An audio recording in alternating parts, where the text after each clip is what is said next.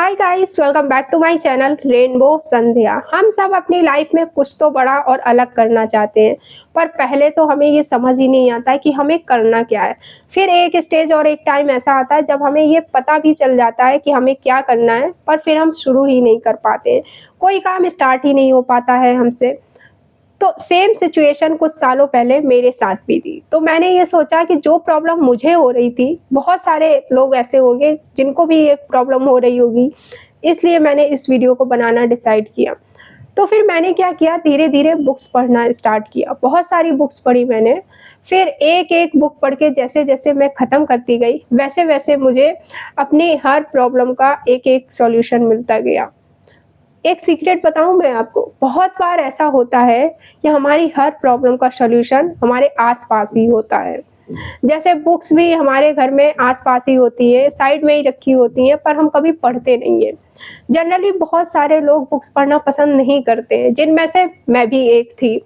क्योंकि हम पहले ही स्कूल में, कॉलेज में सिलेबस की बुक्स पढ़-पढ़ के परेशान हो चुके होते हैं, थक चुके होते हैं, तो फिर हमारा पढ़ने का कुछ भी, किसी भी चीज़ में पढ़ने में मन नहीं लगता है। मन ही नहीं करता है कुछ पढ़ने का।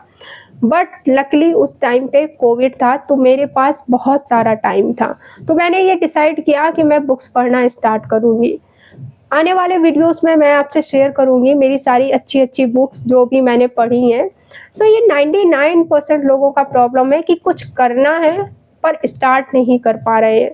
तो बुक्स में मुझे इस चीज़ का बहुत ही ईज़ी सॉल्यूशन मिलता चला गया। सबसे पहले मैंने फर्स्ट चीज़ क्या अप्लाई की, वो शेयर करूँगी आपसे। सबसे पहले मैंने इसका रीज़न ढूँढा कि मुझे ये काम क्यों करना है। मतलब इस काम को करने का व्हाय ढूँढा मैंने कि मुझे बुक्स पढ़ना स्टार्ट क्यों करना है। क्योंकि हम इंसानों की ना ये फ़ितरत होती है कि हम हर चीज़ में अपना फ़ायदा देखते हैं। हमें जिस चीज़ में फ़ायदा दिखाई देता है अपना, कि इस काम को करने से मुझे ये फ़ायदा होगा, हम तभी वो काम करते हैं।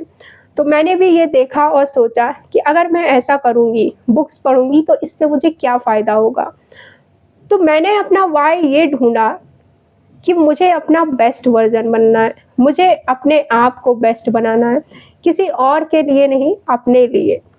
तो आप भी ये चीज़ अप्लाई कर सकते हो कि आप जो भी काम स्टार्ट करना चाहते हो, सबसे पहले उसका व्हाय ढूँढो कि क्यों करना है। दूसरी चीज़ मैं आपसे शेयर करूँगी कि मैंने बुक से क्या-क्या सीखा और पढ़ा। मैंने ये सीखा कि हम लोग सोचते हैं कि हम कोई भी काम करेंगे तो इस टाइम पे करेंगे। जैसे कोई नई हैबिट शुरू करनी है, वॉक, एक्सरसाइज़ या सुबह जल्दी उठना, या फिर कोई नया काम शुरू करना है, जैसे बिज़नेस या फिर कोई स्टोर खोलना है, या फिर सोशल मीडिया पे आना है आपको।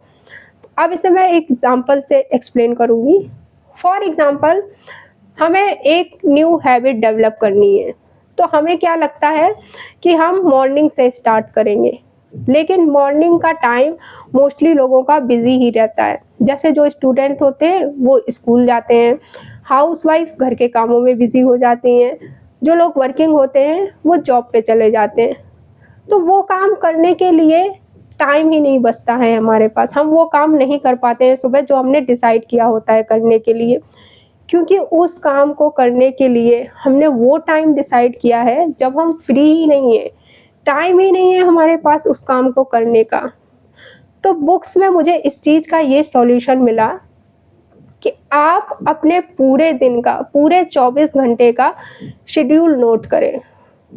मतलब जब आप सुबह उठे तब से लेकर रात के सोने तक का, कि आप क्या-क्या करते हैं और किस-किस टाइम पे करते हैं, और उसमें हर एक छोटे से छोटा, छोटी से छोटी चीज़ लिखनी है, छोटे से छोटा काम लिखना है। जैसे कि ब्रश करना, फ़ोन चलाना, बाल बनाना। जब आपने ये लिख लिया, पूरे दिनचर्या को आपको नोटिस करना है, एक तरह से ये समझो आपको, ताकि आप ये समझ पाएँ कि आपका डेली रूटीन आखिर है क्या। तो आप पॉइंट वाइज़ सारी चीज़ें लिखते जाएँ कि आप क्या-क्या करते हैं। अब आपको क्या करना है, अब आपको वो काम लिखना है जो आपने डिसाइड किया है स्टार्ट करने के लिए। अब आप नेक्स्ट स्टेप क्या है, अब आप अपनी वो डेली रूटीन वाली लिस्ट देखें जो आपने अभी बनाई है 24 घंटे वाली। उस लिस्ट को देखें और चेक करें आप। अब उसमें आप उस काम को फिट करने की जगह ढूँढें कि आप कहाँ पे वो नया काम फिट कर सकते हो। तो आपको उस काम को करने के लिए एक बेटर जगह मिल जाएगी, मतलब एक बेटर टाइम मिल गया आपको, जहाँ पे आप उस काम को कर सकते हो। अब अगर लेकिन आपके पास टाइम ही नहीं है, तो आपको टाइम निकालना पड़ेगा, अगर आप लाइफ में कुछ अच्छा करना चाहते हो अपने लिए। जिस टाइम पे स्क्रॉल करते हो ना रील, कि चलो 2 मिनट के लिए इंस्टाग्राम देख लेते हैं और 2 मिनट के चक्कर में डेढ़-डेढ़ 2-2 घंटे निकाल देते हो, उस टाइम को कट करना पड़ेगा। ये मैं इसलिए बोल रही हूँ क्योंकि मैंने खुद ने भी यही किया था। तो अब आपके 80 टू 90% चांसेस हैं कि आपका वो नया काम कंप्लीट हो पाएगा, और बाकी के 20% के लिए भी मैं आपको सॉल्यूशन बताती हूँ।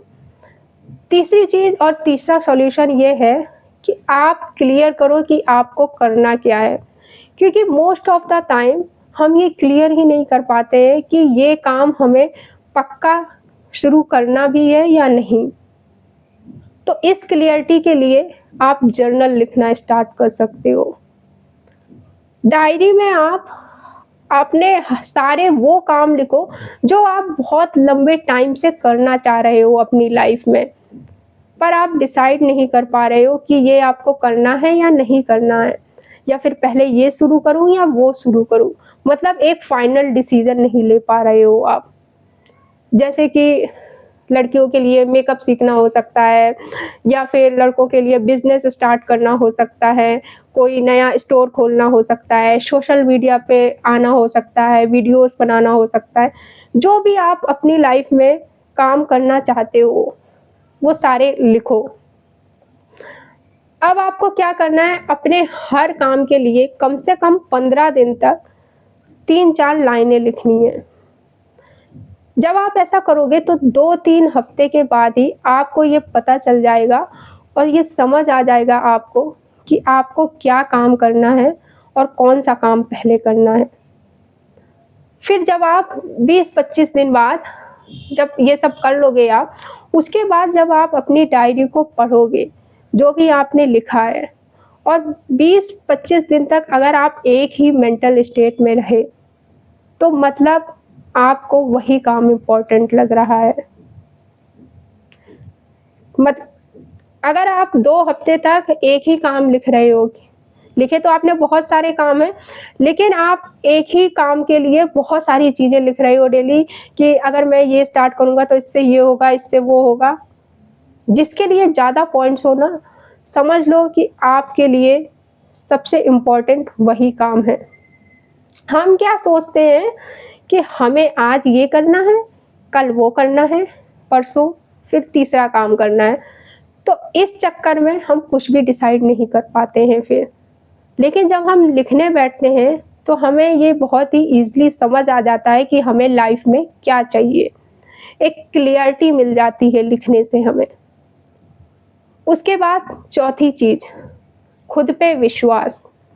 अगर आपको खुद पे विश्वास है कि आप ये कर सकते हो, आप ये काम कर लोगे, ये आपसे हो जाएगा, तो डेफ़िनेटली कैसे भी आप कर लोगे। लेकिन अगर आपको 0.1% भी खुद पे डाउट रहता है कि पता नहीं मैं ये कर पाऊँगा या नहीं, मुझसे हो पाएगा या नहीं, तो आप नहीं कर पाओगे, नहीं हो पाएगा आपसे। और कॉन्फिडेंस बिल्ड करने के लिए सबसे ईज़ी रास्ता अगर मैं आपको बताऊँ, तो वो है खुद को एप्रिशिएट करना। मतलब खुद से पॉजिटिव कन्वर्सेशन करना, पॉजिटिव स्टेटमेंट, पॉजिटिव अफ़र्मेशन बोलना। जब आप ऐसा करोगे तो धीरे-धीरे आपको बेटर फ़ील होने लगेगा। क्योंकि ज़िंदगी में अगर आप खुद पे भरोसा करोगे, तभी आप ज़िंदगी में कुछ कर पाओगे। पता नहीं आप लोगों में से कितने लोग मेरी इस बात से एग्री करेंगे और कितने नहीं, कि हम जैसा सोचते हैं और जैसा बोलते हैं, वैसे ही हमारे साथ होना शुरू हो जाता है। तो आप एक कोशिश तो करो अच्छा सोचने की, अच्छा बोलने की, आपके साथ अच्छा होना शुरू हो जाएगा। अपने दिल पे हाथ रख के ऐसे बोलो खुद को कि मुझसे ये हो जाएगा, मैं कर सकता हूँ, मैं सब सँभाल लूँगा। या फिर अपना हाथ ऐसे पकड़ के बोल सकते हो आप कि तुमसे सब हो जाएगा। पहले भी तो किया था। आप एग्ज़ाम्पल दे सकते हो अपने पास्ट के कि देखो पहले भी तो वो काम कितना मुश्किल था, लेकिन हो गया ना, तो अब भी ये भी हो जाएगा। सो आई होप जो मैसेज मैं कन्वे करने की कोशिश कर रही हूँ वो आपको समझ आया होगा। सो ये था आज का पूरा वीडियो। अगर कोई डाउट हो तो आप कमेंट में पूछ सकते हो। मिलते हैं हम फिर नेक्स्ट वीडियो में। Thank you for watching this video. Take care, bye.